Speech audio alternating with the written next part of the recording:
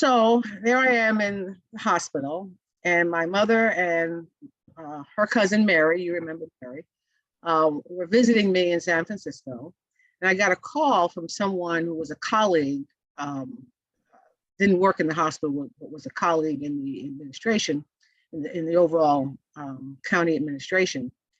And he had just gone to the airport, and they were looking for a new director of business and finance. And he wanted to know if he could put my name in the hat. Mm. And I was just about to say, well, no, why would I go to the airport? I'm in the healthcare field.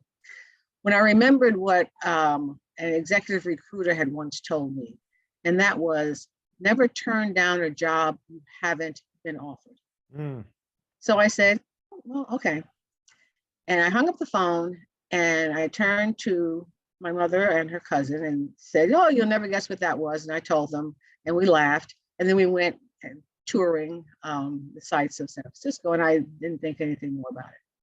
Ultimately got a call quite a bit later, got scheduled for an interview. I went to the interview, and I did exactly what you tell every young person not to do. I didn't do any research. I didn't know anything about the airport. I didn't even realize the airport was a city department. And at one point in the interview, I found it very interesting. At one point in the interview, I asked the person who was the director, well, who does X, Y, and Z at the airport? And he said, well, you would if you got this job. And I thought to myself, well, obviously I didn't get this job. I didn't even know what the job entailed. But back then I didn't even know that there was such a thing as airport administration. I thought the airlines ran the airport, which they think so too. So I didn't even realize that these things existed. So I figured, I didn't get this job, but that's okay. I was happy at the hospital. But then I got called for a second interview, and wound up being offered the job, and then later found out how I got this job. The aviation industry, the airport, the whole aviation industry was going through a lot of change. The effects of deregulation were becoming manifest. You had major carriers that were going out of business. You had a lot of new carriers. Some went out of business, some didn't. The whole atmosphere was changing. And that also meant that the airport and airport management, airport administration had to also change. And so this guy who was running the airport saw that was needed, and that was, when they were trying to adjust to that. But his direct reports and his managerial team didn't understand that, and weren't going along with it, didn't see why they had to change. Sorry about that. Didn't see why they had to change. So he was experiencing a lot of dissension in the ranks. Mm. So at one point he asked me, what would you do if your staff didn't like you? And I asked him, well, how would I know? Meaning, what would their behavior be? Because that would make a difference. He took that to mean I wouldn't care. So I wouldn't just be passing, because what his direct reports were doing was, Louis wants this. And they were just passing along his instructions. They weren't internalizing it, because they wanted to remain friends with their staff. So the staff was getting this impression that this guy at the top was causing all this trouble, and that was part of the dissension. So what he saw was someone who, wasn't trying to make friends with the staff, was trying to get a job done. We kind of realized we had this misunderstanding between us much later when we were working together, and had a good laugh about it. So took this job, found it fascinating. It really, like the hospital itself, really called upon what I learned in sociology, where you have under one roof, you have all these different businesses, But unlike, say, in an office building where the different businesses, don't relate to each other, these businesses, in order for the airport to be successful, all these businesses had to really work in the same direction. And the airport. And really, when you say these businesses, you're referring to the airlines. Well, it's not just the airlines. You have airlines, you have ground handlers, you have restaurateurs, Okay. You have retailers, you have government agencies. When I was in Atlanta, I think we counted up 130 different companies operated on the airport, just every day, and their employees came to work every day on the airport, most of whom you had no direct authority over. So when a passenger comes to the airport, they may encounter, depending on the airport, particularly in the US, they may encounter 5 to 10% of the employees that actually work for the airport. The other 90 to 95% work for somebody else, the airlines, the ground handlers, the restaurateurs, the government agencies, et cetera. So it's a lot of indirect management. You operate through influence, through setting a tone, establishing a vision, getting others to buy into it. So anyway, that was San Francisco. Then they were looking for a new CEO in Atlanta after a huge scandal at the Atlanta airport, where I think 7 people went to jail, including the airport director, over soliciting bribes at the airport, concessionaires who had given bribes, a city councilman. So they were looking for someone that had a reputation of integrity, a change agent. So my name came to their attention, and I wound up going there. And that was, and they had the Olympics were coming. This was in 1990, end of 1993. The 1996 Olympics were in Atlanta, and all eyes were on Atlanta.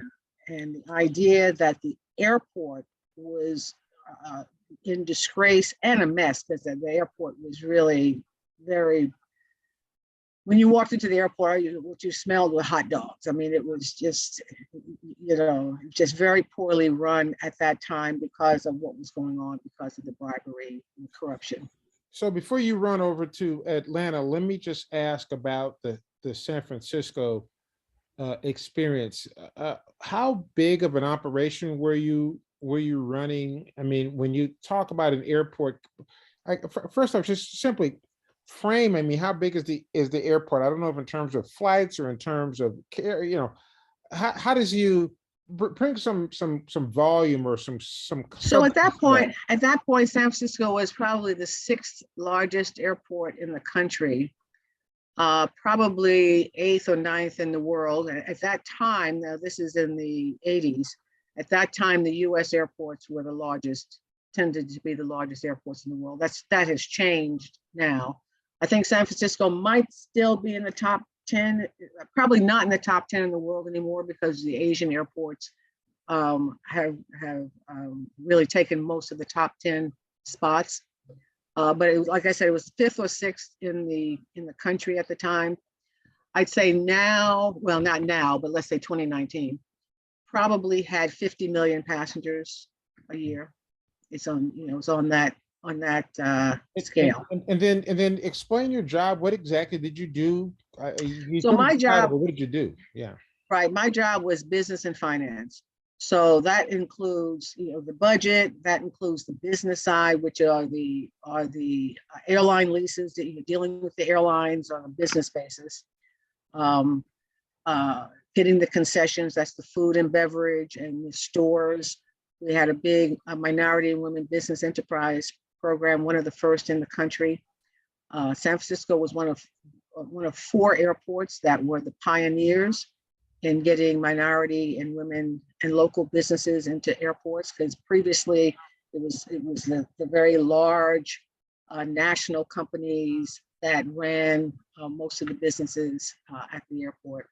So it was San Francisco, Atlanta, Miami, and Dallas Fort Worth were the big pioneers. So that was one of the things I was really proud of, that that we did that and got legitimate businesses, not fronts. These were folks that really were trying to learn had businesses, and were trying to learn how to do that kind of business at the airport, because the airport is a very different environment than what we call a street side airport, because of the security regulations and the hours.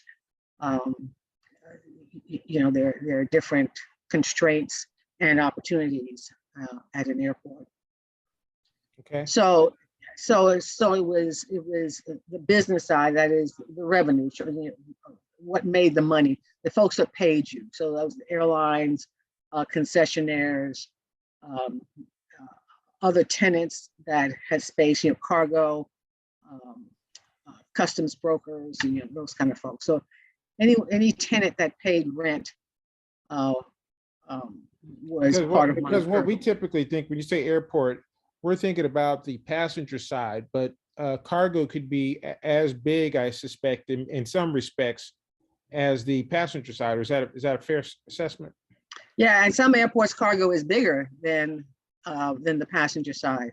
Okay. San Francisco had a very healthy cargo side because of the trade with the Far East, being on the west coast of the country. Okay, so now you can go ahead and segue to Atlanta.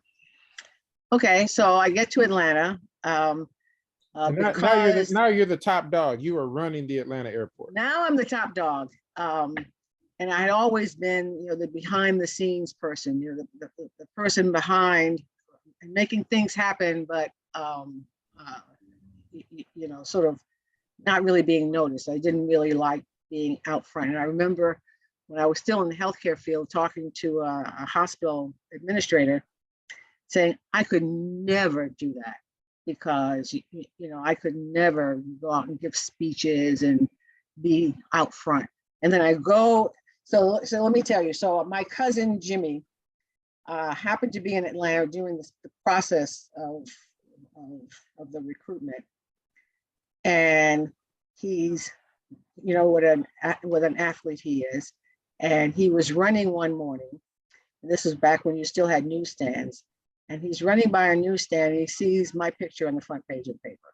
Huh. And I hadn't told anybody that I was in line for this job. I mean, I told my sister, and she lived in Atlanta,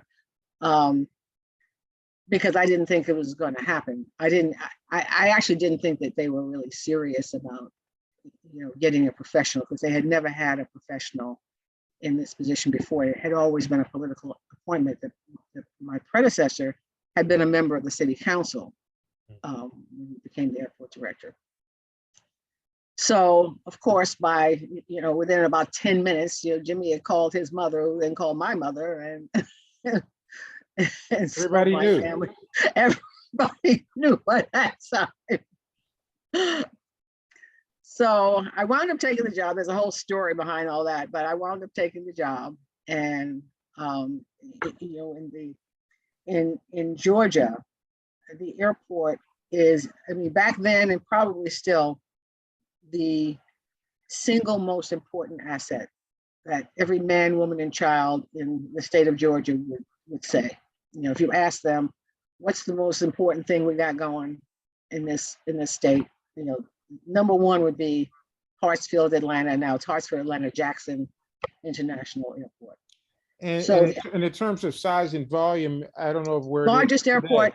Well, at that point, when I got there, was the 4th largest airport in the country. Okay. It's now. Well, again, I'll go back to 2019. The largest airport, the busiest airport in the world. Wow. In the world, yeah. Now all that's going to change. This COVID and as they'll probably go back to being number one, but a lot has changed in the last 2 years. They also, by the way, were the top rated airport in their size category in customer satisfaction.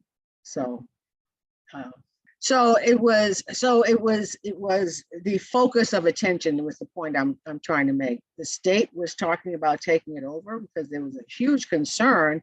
You know, you have the Olympics coming, and then you have this airport, and everyone's going to be coming through, Hartsfield Atlanta Airport to get to Atlanta. So huge concern about what that would mean. Atlanta very conscious of its image. And now it was on an international stage, so it was concerned about its international image. So there was a huge amount of focus on getting things right at the airport from a whole series of ways, both physically, customer service, the relationship with Delta and the airlines, all kinds of things.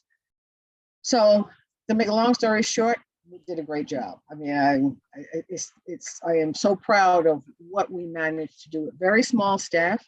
At that point, this has all changed, but at that point, the airport staff, the staff that actually reported to the director, it's like 240 people. There were 30,000 employees at the airport. 243 worked for the Wow. aviation general manager. Yeah. Wow. So, it was really a test. So what are sort of things in preparation for the Olympics? I mean, that has got to be one of the most stressful because of all the visibility, because of all the politics, because of all the security concerns. And obviously we had that incident that happened in Olympic Park. What was it like just in preparation? And I just have this general impression that the notion of not being able to sleep well and is just like ever present, just as running an airport in general, but during that period of time. So share that experience. Well, the other element was time, that there was, the Olympics, there was going to be a certain date. And one of the biggest fights, if you will, that I had with the city administration, including the mayor, was getting them to understand that there was a time constraint, that they did not control when things had to be done. So, the Olympics was, say, July 16th, 1996. So we had a lot of things to do, in terms of facility improvement, as you're saying, security improvements, all kinds of things. Atlanta Hartsfield had been a connecting airport. This was now an origin and destination function that we had to kind of convert the facility so as to expand and improve its ability to handle passengers who were coming to Atlanta to stay in Atlanta or leaving from Atlanta. They weren't just changing planes. There was plenty of facility and capacity for folks who were changing planes, but not for folks who were coming and going from Atlanta proper. And even with the connection side, the train is the spine of that airport. And there were a lot of things going on with the train that seemed off to me. I was being told one thing, but then I was getting letters. And one of the things I did was I told my staff I wanted all the letters from passengers and whatnot. And I was getting a lot of complaints about the train being down. But then I look at the statistics and the train is, 99.999999999%. Well, this doesn't jive.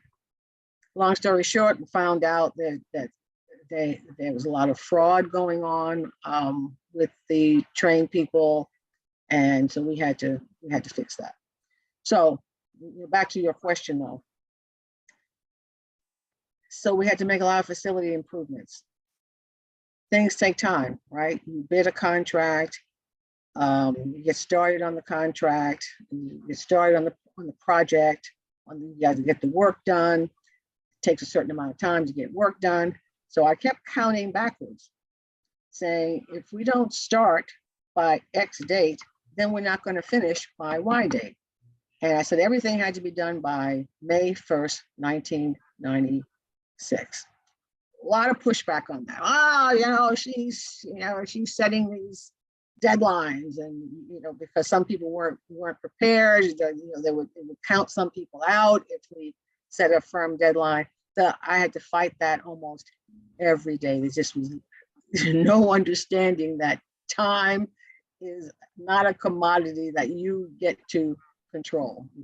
You are controlled by it. So we set up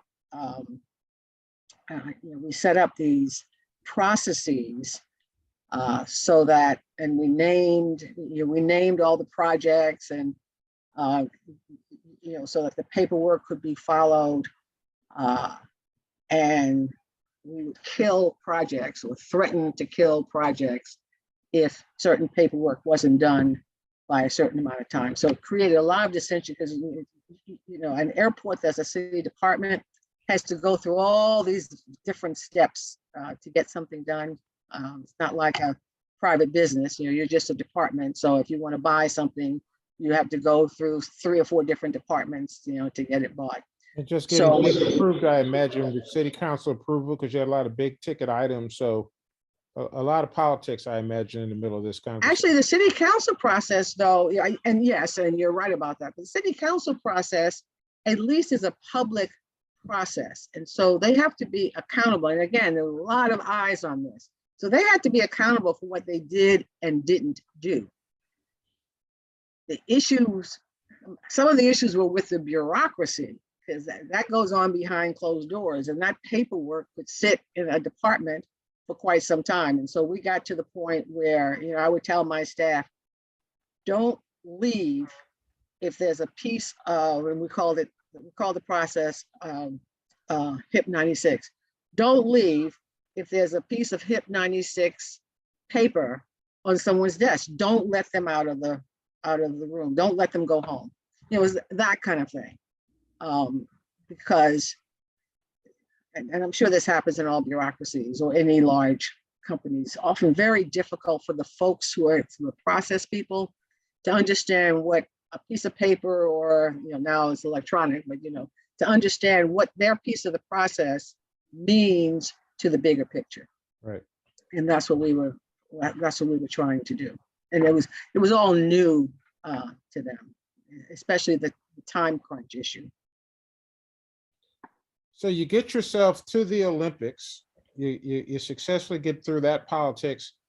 Was it at the end of the day kind of an anticlimactic event in terms of the airport? No, because even before the Olympics happened, we were looking at building a 4th runway. The 4th runway came out of a master planning process. I jumped kind of to the end of that, but so we actually started a master planning process even while we were working on the Olympics. So as soon as the Olympics were over, then we kind of went public on that, convening various groups, including community groups, to develop the vision for what was the Atlanta airport to become in the next 20 to 25 years. And part of the results of that was developing a 5th runway. The airport had 4 runways. And so now it was clear, what came out of the master plan was that we needed 6. We ultimately would need 6 runways. We started with a 5th one. Okay. And then that was a whole issue unto itself. So Olympics, what was that like? Was it kind of all buttoned up, or whole lots of challenges? The Olympics, our side went very smoothly. We had done certain things.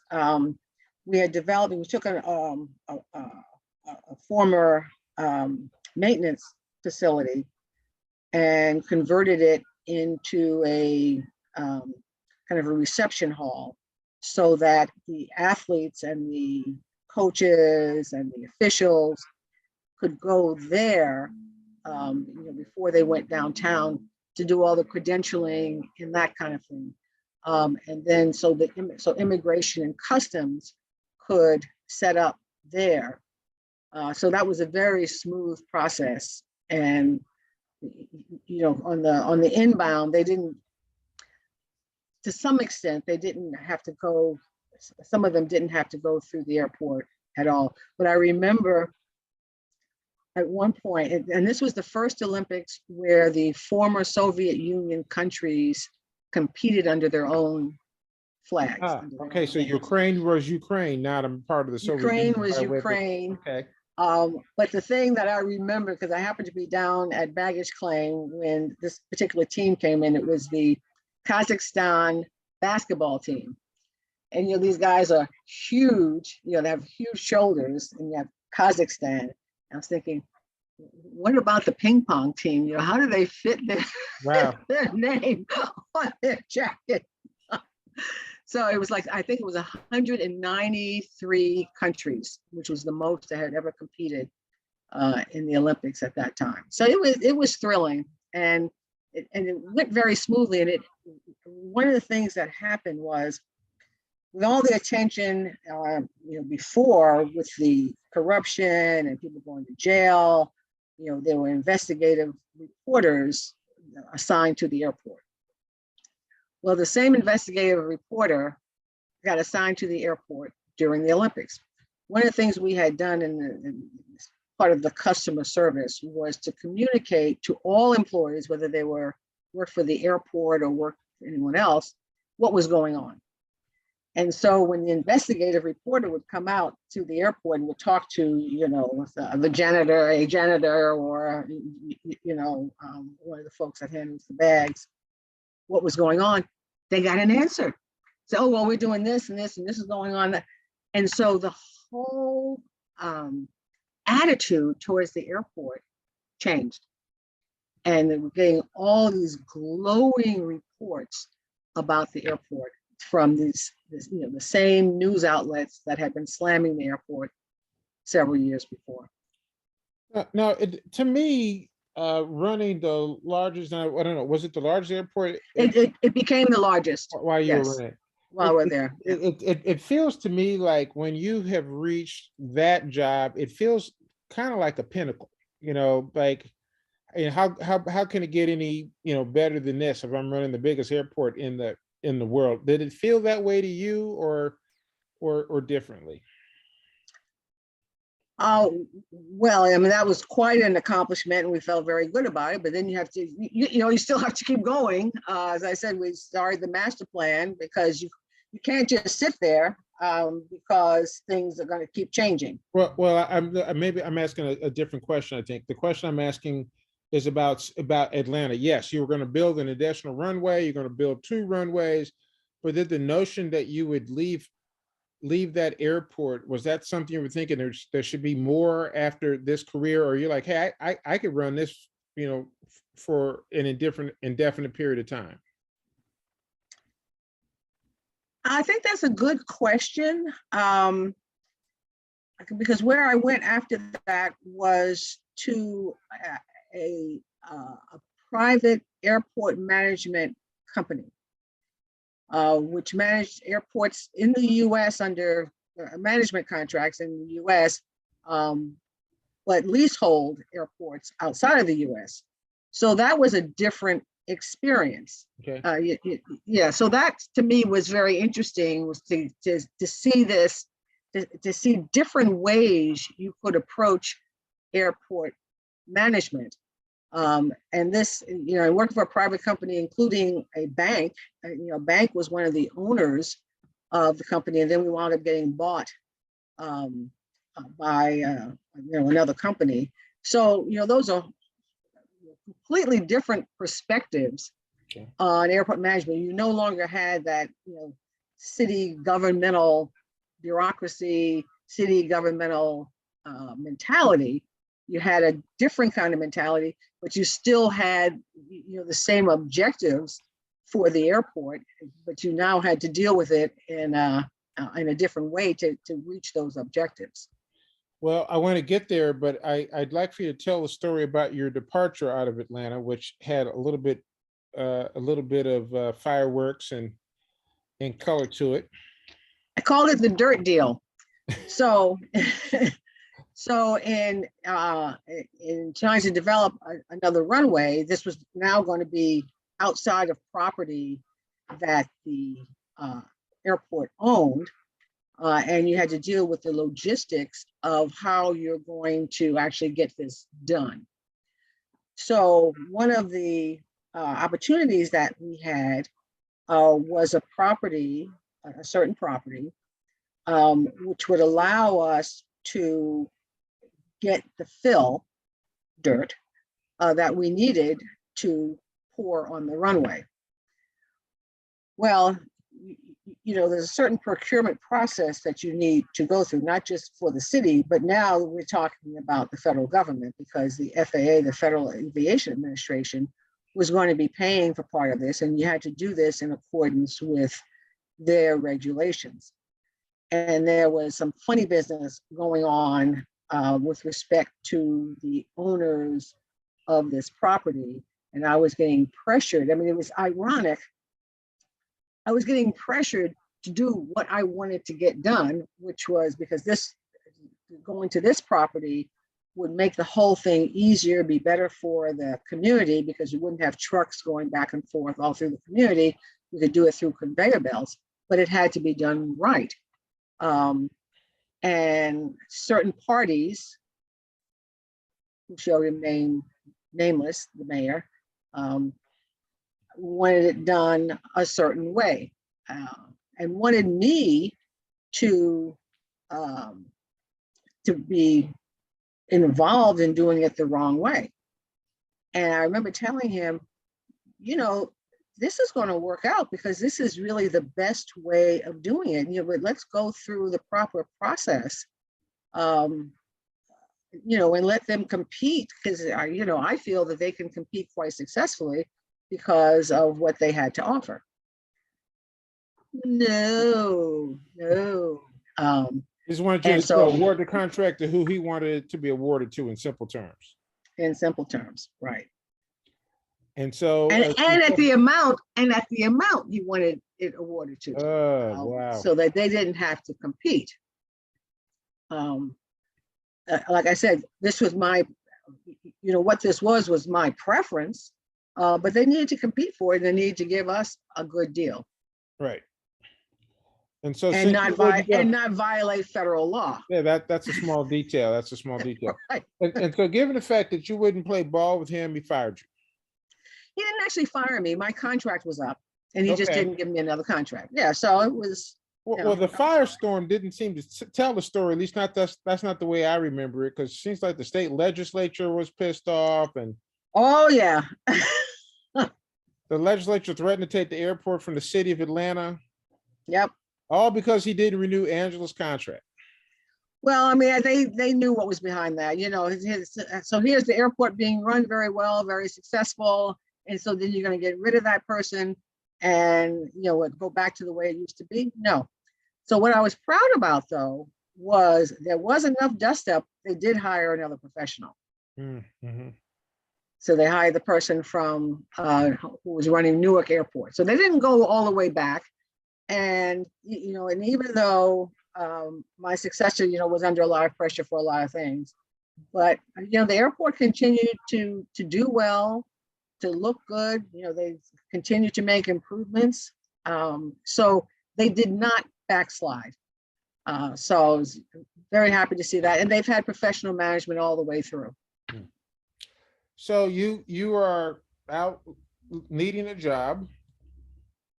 Perhaps. Well, I was still there when I got called. I got a call from this company. Yeah. Okay. And one of the things I tell young people is develop a reputation for something good, develop a positive reputation. I've only really applied, cold call applied for one job, the first one. All the rest of them were me getting asked to apply, or me getting recruited, or me getting headhunted because of reputation. And frankly, that's why I was able to stand up to the mayor, because my ability to make a living is based on my reputation. So I wasn't going to throw that away for him.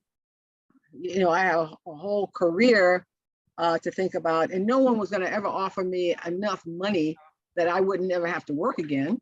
So, these were actually pretty easy decisions for me, I have to say. Gotcha. So then you segue into this management company, and you're managing and again, you're managing and owning airports around the world. Right.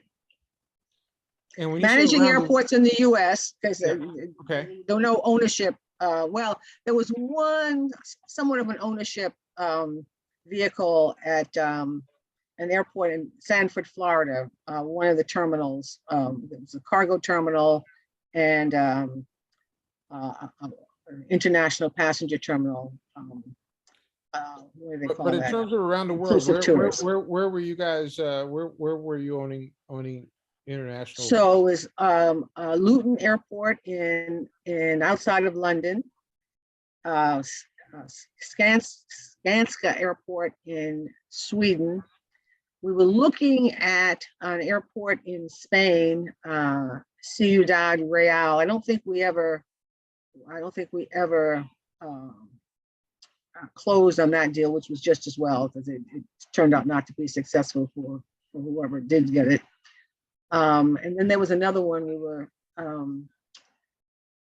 another one in England that I just can't remember I can't remember the How long did you do that? And what did you do for them? So I was the vice president, and so I was the one that oversaw the management and operation of the airports. Okay. And so then yeah.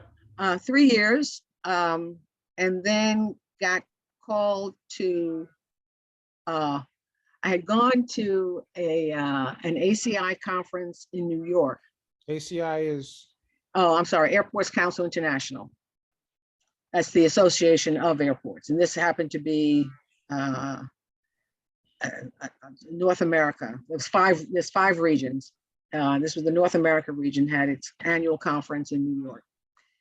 At the time, Miami was looking for an airport director, and 2 people who were advisors, unpaid, unofficial advisors to the mayor, was looking for a professional manager for the airports. Miami-Dade County has 5 airports. And at that time, the mayor was developing a national profile and was really being talked about as a possible vice presidential candidate on the Democratic ticket. He was Cuban-American Democrat. Most of the Cuban Americans in Florida are Republicans. So, he had some disability, but the airport was his Achilles heel. A lot of bad things going on at the airport.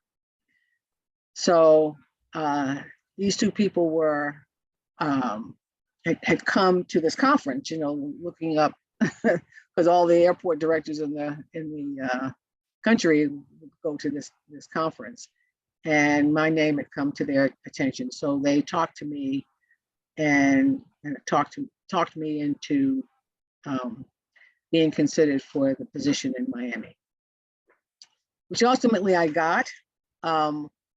Although by the time I was going there, the mayor had lost his national profile because the Elian Gonzalez issue had come up. And this was the young Cuban boy? That's right. Yeah. And so the mayor had run afoul of the national government, Gore, Al Gore, and the Attorney General, who was from Florida, whose name I'm escaping. But anyway, there was a big contretemps mayor of Miami and the federal government. And so his ability to transcend local politics went away. And so now he was back kind of in local politics. And I'm not going to say he didn't care anymore about reform at the airport, but it had lost, a certain amount of its allure for him. So it was a challenge because Miami is known for I called it lobby heaven. You know, the lobbyists were very much in control. I had to fight every step of the way to, to do what was needed for the airport. Because what was happening at that time, you had Fort Lauderdale, even Palm Beach, but particularly Fort Lauderdale was developing, and the airport was, was doing a very good job, and was getting some international service, was getting low cost service. This is the time when the low cost carriers were on the ascendant, and Miami didn't care about low cost carriers. I only cared about American Airlines and some of the international carriers. And we were losing business to Fort Lauderdale. Even government employees on government business out of Miami-Dade County were going to Fort Lauderdale because they could get cheaper flights. So, so a lot of the decisions they were trying to make made no sense for the business of the airport. So it was, but obviously made sense for some lobbyists, made sense for some special interests, but not for the best interest of the airport. That's correct. That's correct. So, and then the last thing, they were looking for a new a director for ACI, Airports Council International World, because I said there's 5 regions, but then there's World, which is a central entity of ACI that deals at the global level. So and globally, it's what is it? You call it the Trade Association of Airports? Is that yes? A way of describing it? Yes. Okay. And so you deal with the International Civil Aviation Organization, which is the UN for aviation. It's a specialized entity of the United Nations. And so are most of the at least major airports in the world members? Yes. Okay. Yes. Virtually all of the major airports in the world are members, or at least were. I mean, with the pandemic, I'm not quite sure, what's happening, but yes. And so what's that experience like? And I want to ask the question from the point of view, you're a woman who grew up in Queens, New York, and came up through the system, and now all of a sudden they've asked you to run an international organization, and it was headquartered outside the U.S. as well, right? That's right. When I first went there, it was in Geneva, Switzerland. Then I moved it to Montreal, Canada, which is where the International Civil Aviation Organization is. So yeah, I lived outside of the U.S. for 13 years. Well, tell me about the experience, though. It's there's these. Do you speak other languages? Well, I used to speak French. I took French for years in school, and I used to actually be fluent. But you go through years and years without using it, and then you get a little older, and your facility kind of drops a little. And it's particularly for an English speaker, because so many people in other countries speak English. And in aviation, the language is English, because aviation started in the United States. Okay. So, your mind gets lazy. So I'm in Geneva, which is the French-speaking part of Switzerland.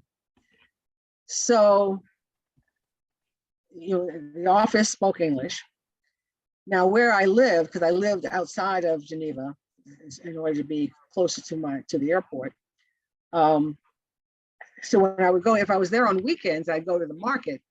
People didn't speak English, and so my French would come back, and I would speak French. And so if I were to do that regularly, my French would have come back. But I was traveling much of the time. The job involves extensive travel. So my French didn't get that much better. I got pretty good about reading it, but I can't say conversationally, I didn't do much better. Then I moved to Montreal, which again is French speaking, but a lot of people are bilingual and speak English. So you're not forced to speak French most of the time. Not to mention that the French in Montreal is very different from the French in France. When the French in France watch a movie that's in Canadian French, they have subtitles. Wow. So just from a kind of lessons learned, advice, perspective on your career. Well, interestingly enough, so when I'm in college, I was a sociology major, English minor. And as you start thinking about, how you're going to make a living, I'm thinking, oh my gosh, these are the two most useless disciplines, right? I mean, what am I going to do with this stuff? Turns out those are the two disciplines I have most used in my whole career. The appreciation, understanding of where people are coming from as members of a group, whether it's a cultural group, a national group, an occupational group. You're an airline, you're from Ghana, or you're from Vietnam. It affects how you see certain things and how you need to be related to. That's sociology. English, communication. The ability to communicate is vital. As I said, working for an airport, you have to use influence, persuasion, articulating a vision that everyone can get their arms around. Working at the global level, what is common to us? What can we all relate to? You have to be able to articulate that and then focus your attention on that, and listen to how you adapt the needs of these different entities, of these different cultures, of these different countries, and how they're organized, how their aviation is organized. Very different. It can be very different from country to country, from region to region. So communication and sociology wound up being the very tools that I needed in my whole career. So I guess the lessons learned is you never know. You just never know. And as things change, I think those are two tools that will never change. The what you communicate and and what the cultural issues are will change, but your ability and understanding that you have to understand it doesn't change. What you need to communicate is going to change, but the need to communicate is not going to change. The format may change, but your ability to articulate doesn't change. So I would say that there's certain things, and it doesn't have to be that's mine, right? But it could be STEM. Whatever you're doing, keep your mind open because things are going to change. So, you're in high school or college now. By the time you get out, it's going to be different. So you got to think about, what are the basics, and master the basics, and then be open to to change, based on what actually is going on and what will go on, because that change keeps changing, and that's the constant. They say the only constant is change. Boy, that is true. That is true. Final thoughts. Well, just that there's a lot of opportunity in this field, and I would just hope that folks like you can reach out to the teachers and the guidance counselors to kind of show their students that there are pathways and good career paths in the aviation industry. Where it's not just airline pilots. Not just airline pilots. Right.